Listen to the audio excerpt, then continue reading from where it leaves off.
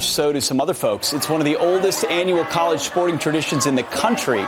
But the 136th Harvard-Yale game was delayed yesterday when hundreds of climate change activists swarmed the field to protest.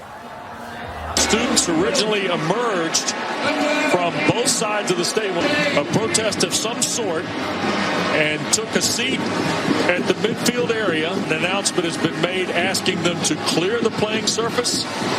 But as of yet, we are in a delay. Well, our next guest actually attended yesterday's game. He's campus reform correspondent, Harvard student DJ Lacey, who joins us now with more.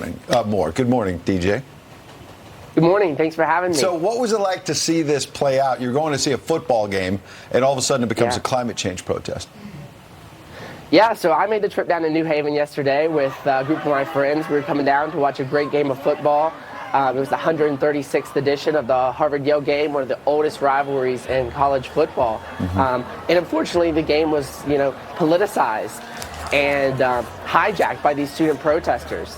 Around 150 students entered the field at halftime, and subsequently around 500 others joined and, refused to leave, and the game was delayed.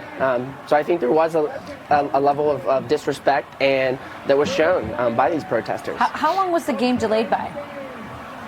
So the game was delayed by about an hour. And, as someone in the stands, it really changed the whole entire dynamic of what was going on the field. DJ, can you confirm that everyone who protested arrived at that protest on a bicycle? Is that?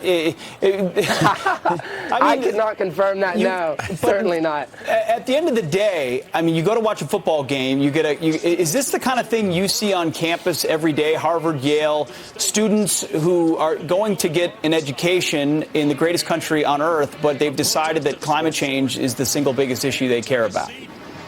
Yeah. Well, unfortunately, this is not the first example of this, disrespectful and disruptive form of protest from these students. This is something that I've covered with the Institute, Leadership Institute's Campus Reform. Just last year, this same group disrupted a speech by Harvard President Larry Bacow.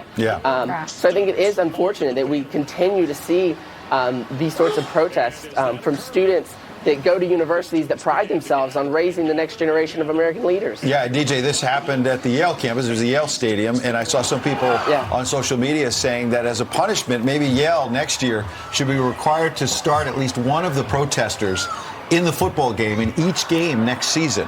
What do you think about getting some of these protesters out there, have them play a little football? I wonder if they could do it. That certainly would be an interesting form of punishment for these students. But I think it is important to point out, that this game should have been about the players in the first place. For them, this is one of the biggest football games of the year, and this is the culmination of their, months of hard work. And unfortunately, these protesters decided to politicize this event and kind of steal the spotlight from them. And the headlines we're seeing this morning are about the protests rather than what actually happened in the game, which I think is very unfortunate. Ruining a football game. Great to be ruining a football game and also pointless. If they really cared about climate change, they'd go protest in front of the Chinese embassy, not the Yale football game.